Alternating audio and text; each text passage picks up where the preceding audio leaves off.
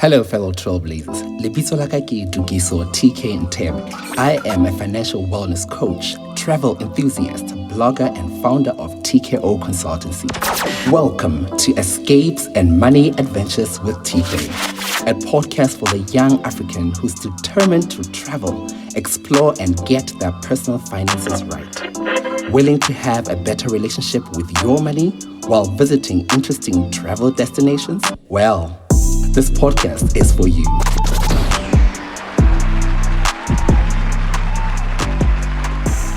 Hello, fellow trailblazers. Welcome to Escapes and Money Adventures with TK. And you know I always bring you fresh, exciting, relevant, and educational content. So in today's episode, we're going to talk about a very important and also very controversial topic. As you all know, gender-based violence has become a global pandemic. And according to the UN Women 2020 report, 1 in 3 women in Lesotho are victims or experiencing intimate partner violence. And to have this conversation today, I have a dear friend of mine, colleague, I don't know how many titles I need to attach to that. I get to speak to Likeleli Mphutlane. But before we get into the conversation today, and before she tells us who she is for people who may not know her, I was reading her article in The Reporter, and I was baffled by the statistics, According to the report, or some of the statistics you shared, 675 million maluti in household income is reduced as a result of gender-based violence. Those statistics are shocking. So let's get into the conversation, and let's help me welcome Likeleli to Money Adventures with TK. Her and I have been wanting to do this podcast for the last 2 years. So I'm really excited to have you here. Welcome. And tell us about who you are. Yeah, thank you so much for having me, TK. Really an honor. We've been wanting to do this for a long time. So I'm glad that we're doing it for a topic that's very close to my heart. Mm-hmm. I'm Likeleli. And I call myself a multipotentialite. I love that word. Which is a term, I love it too, because when I discovered that term, it really helped explain the type of person that I am. Mm-hmm. So I have a lot of interests. I have a lot of different ways that I want to show my creativity and my passion. So on the one hand, I'm a very technical finance person with a finance and that type of boring background.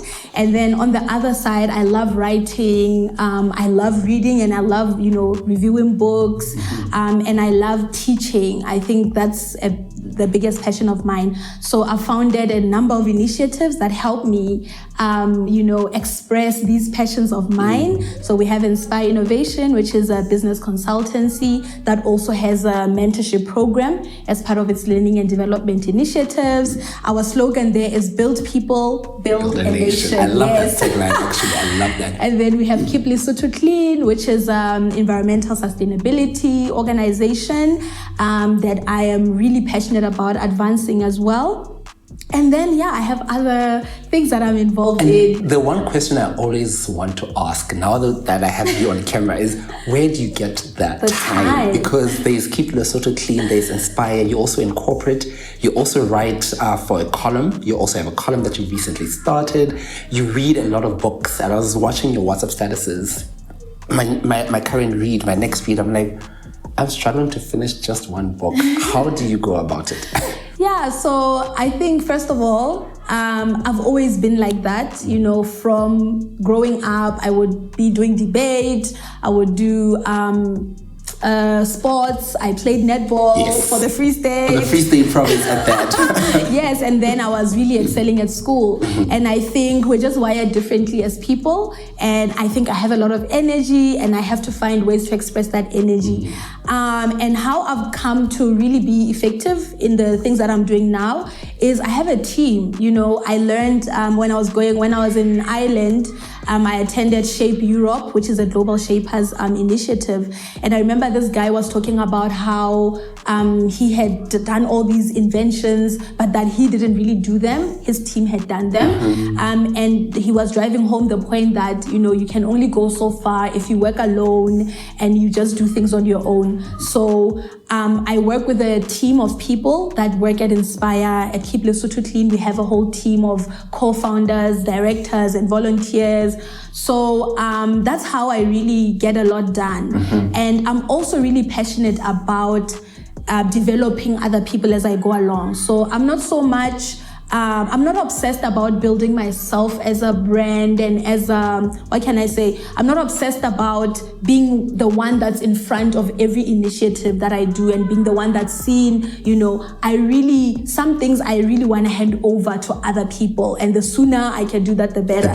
Yeah, so that's really how I get to be involved in a lot of things. So today's conversation really centers around, gender-based violence, but more specifically on financial abuse, And I think when people think about gender-based violence, it's either physical or emotional, and the financial aspect of it, we often aren't aware of it, So maybe to kickstart the conversation is for the layman watching or the ordinary person, what is financial abuse in your view? Yes, thank you for that. So gender-based violence, as you rightly say, has a lot of different types of abuses within it. So there's intimate partner violence that you spoke about. There's domestic violence. There is now financial abuse as well, emotional abuse, physical, sexual abuse. So financial abuse is another form of abuse, right? And financial abuse can actually happen to male or females. But the reason why, as with the other abuses, we're focusing on the women aspect of it is because it happens more to women than men.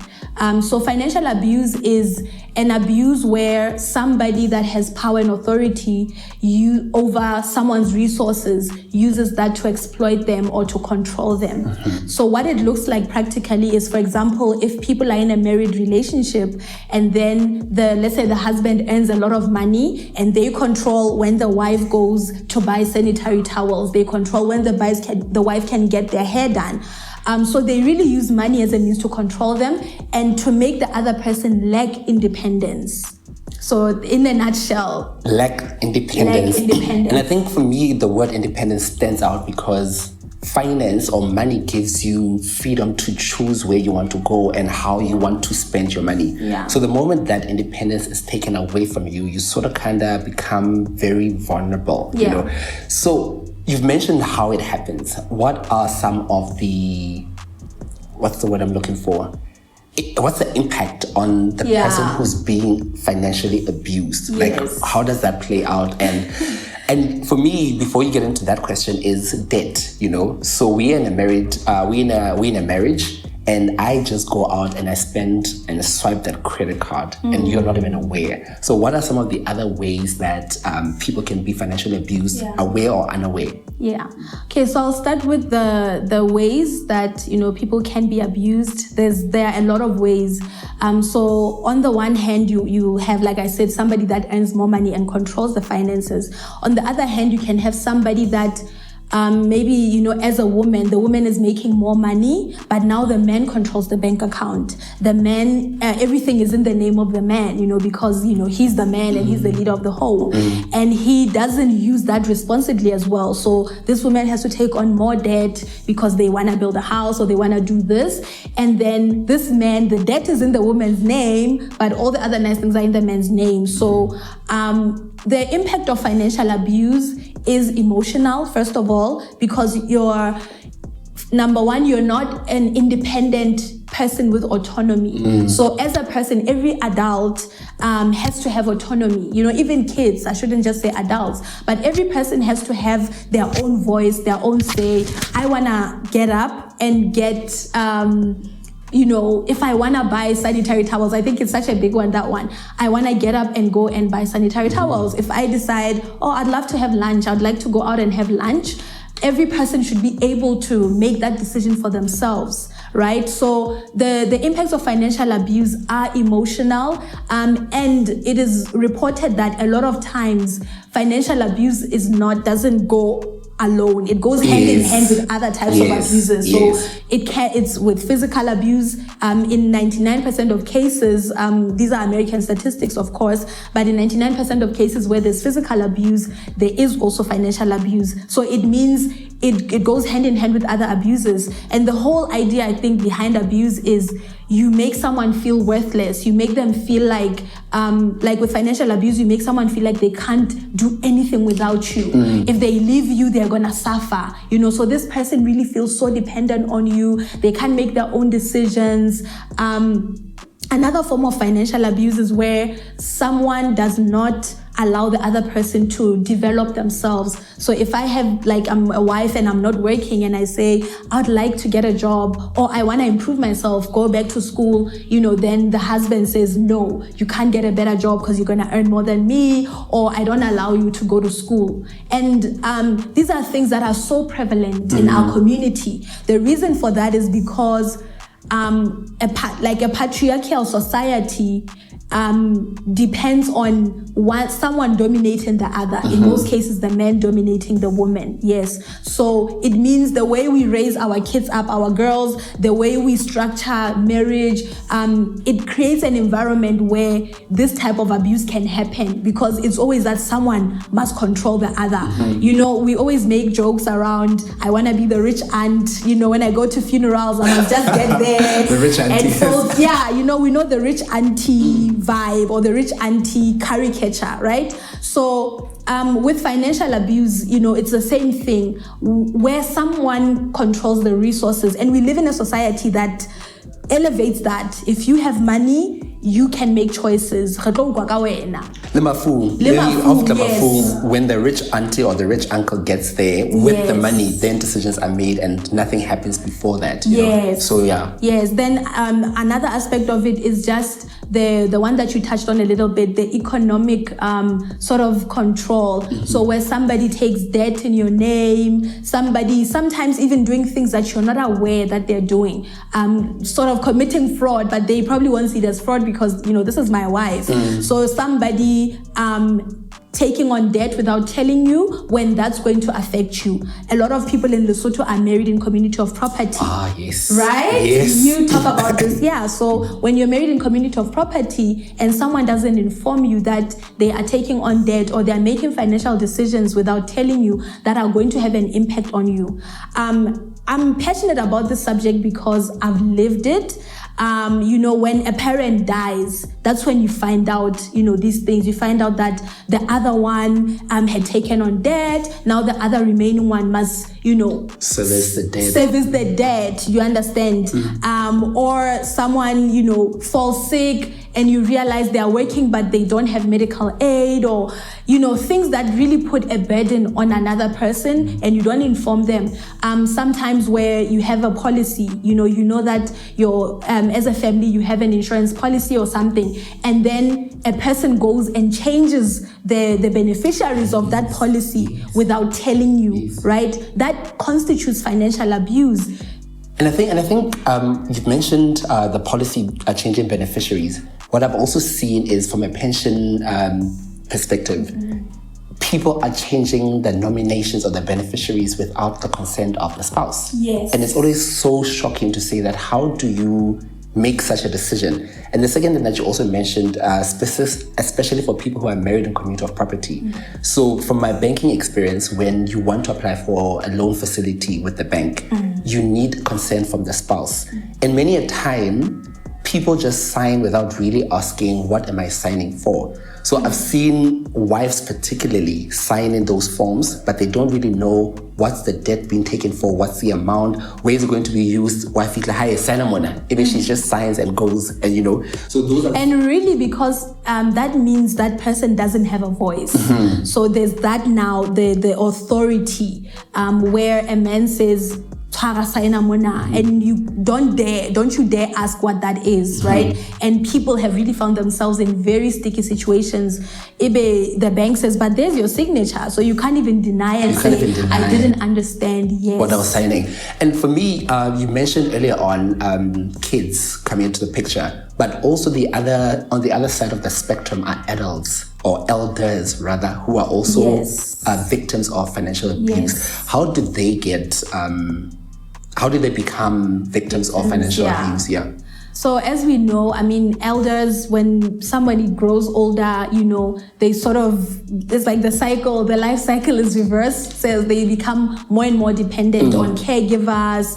And in our culture, we know that we don't have like homes, where people, if they're older, they can go to a home or anything like that. So it means they depend on other family members to take care of them. So financial abuse is where a child goes and withdraws, pension, a parent's pension, and they spend it without their consent.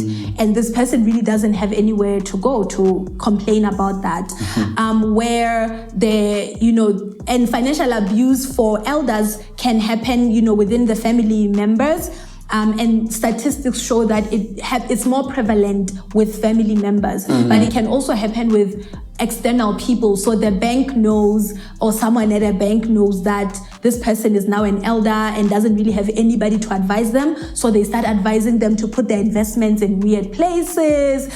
You see transactions that you're not sure what is going on with this person's transactions. And once again, changing of beneficiaries as well. When people maybe they have dementia because they are old or they are incapacitated in some way. So somebody that has power and access to this person's finances starts abusing and exploiting them.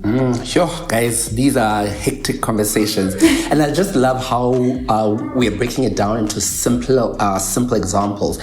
So for me, there's a whole bunch of stakeholders that can be concerned about financial abuse. So for stakeholders, the business community, the government, us as a community and society, what can we do to support in instances where we see financial abuse happening, or in cases where we are the perpetrator? What can we do to change the narrative? Yeah. So I think, first of all, the reason why we're having this conversation is because financial abuse is not something that is spoken of, that is understood, and also it's not easy to spot, right?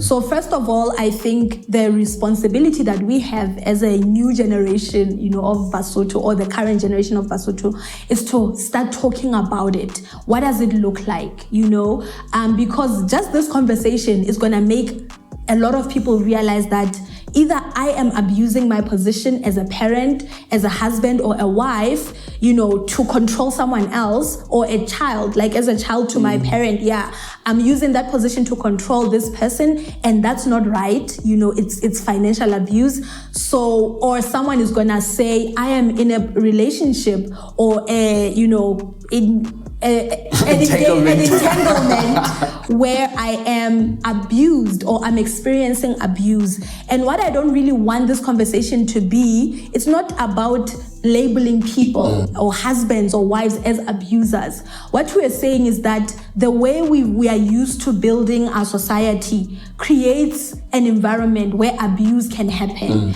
And what can we do now that we know? What can we do to empower ourselves? So if you're a husband and maybe you didn't know, maybe you felt, I have so much responsibility, I need to know where every cent is going. How can you do that in a way that doesn't remove the dignity of, your wife? And if you're a wife, sometimes wives do it, when they have more money, they now feel like, no, I'm the only one that has a say in this household about anything money related. How do we now create relationships where people feel like they have equal say? And if someone feels burdened, they can have a conversation and say, listen, don't you think it's time for you to get a job? I mean, I saw a video where Buiti was saying she wants someone to give her 450,000 a month. That's too much pressure. Yeah. It's too much pressure for women to sit at home and think someone else will do the work for me. And 450 is a lot of money. That's ridiculous, of course.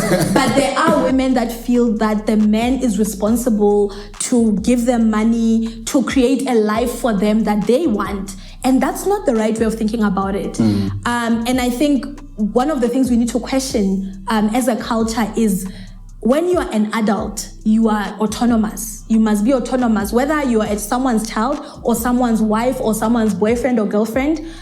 you need to be autonomous. You need to have your own voice. You need to have your own opinions. Just because we are married, even if we're married in community of property, doesn't mean, we want the same things. And, so we need to have those conversations.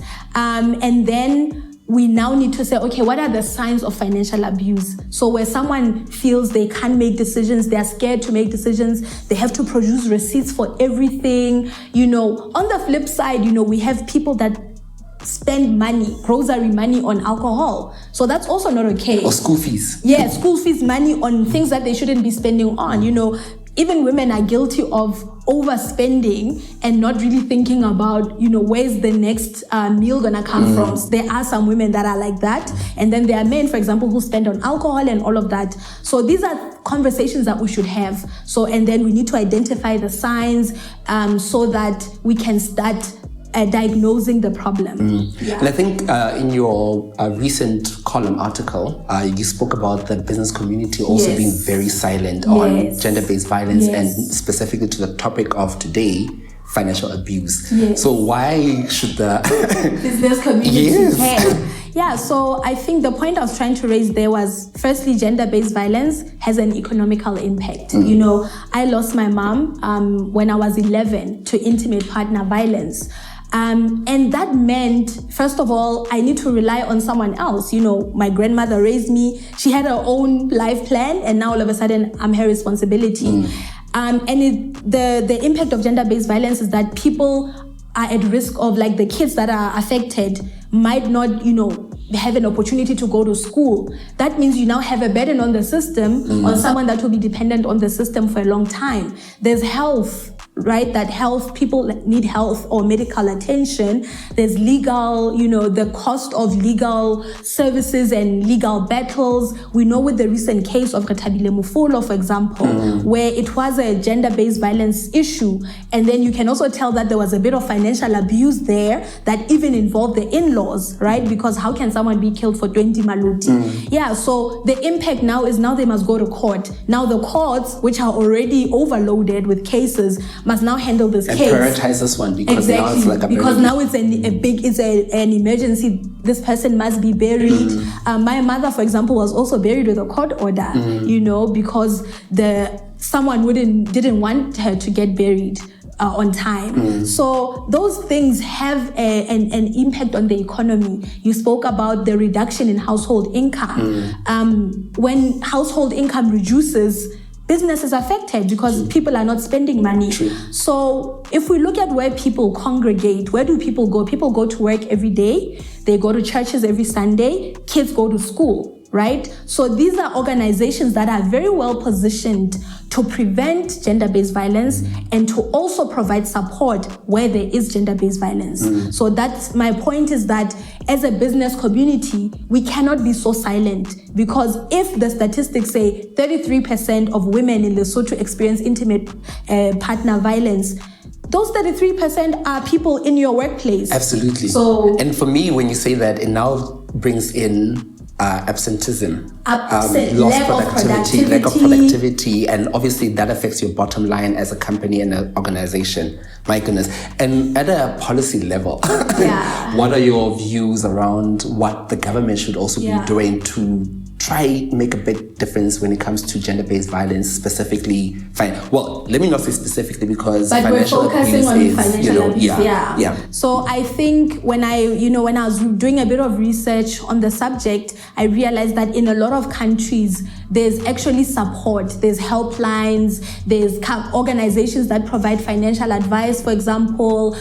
So there's sort of this like ecosystem of help that people can get for different types of abuses, including financial abuse. So for the elderly, for example, like financial institutions provide advice. They sort of take care of them if they realize that there's no one that's really helping them at home. So we need an approach, a multi-sectoral approach, actually, where the government makes policies, they make requirements maybe for the financial sector to help where someone has been financially abused, where financial support even, where we have grants or funds for people to pick themselves up. So one of the things is when you're financially abused, it's harder for you to leave a violence or gender-based violence situation because you depend on that person. So how are you gonna leave if you need to buy a bus ticket to leave that place, and that person needs to give you the money. So if we have support at work, if you have a space at work where you can say,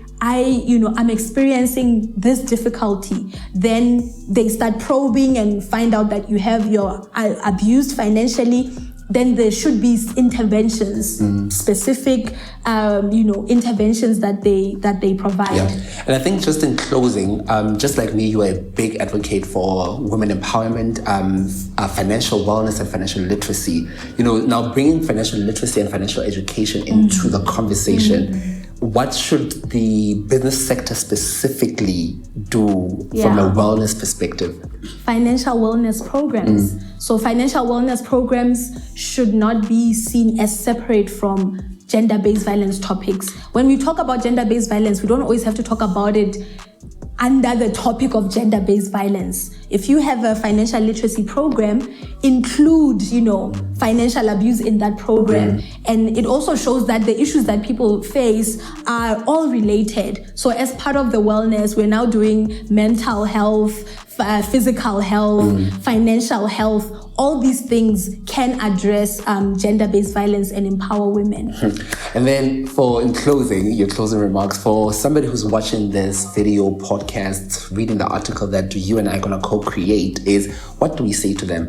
If, for example, I am a perpetrator and I was not aware and this conversation opens up my mind, what do we say? Or you've been experiencing financial abuse. What's your call to action for people who are listening to the podcasts, watching the video and reading the article? Yeah, so I'll start first with people that may realize from listening to this that they may be abusing someone, or they may be creating an environment where the other person is experiencing abuse or the detrimental effects. So the first thing is, these things are related to other things. So get help, get counseling as a family, or as a couple, if it's, non-married couples, get help. Seek help so that you can heal. There's a reason why you want to control other people. And probably that control also expresses itself in other areas, not just finances. So the thing with finances is you can't take it. It's not a separate subject. Yeah, so get help. And then somebody that might feel like they're in an abusive relationship, they are the victim of abuse, they need to get help. They can't, go through it alone. They need to find someone that can help them, and they need to take steps to really start that empowerment. So sometimes people are in such dangerous situations that they need to start saving on the side. They need to sort of start planning like an exit so that they can be that disruption of the cycle, and then maybe come back again, to their husband or wife or whatever partner. But there needs to be an interruption of what's going on.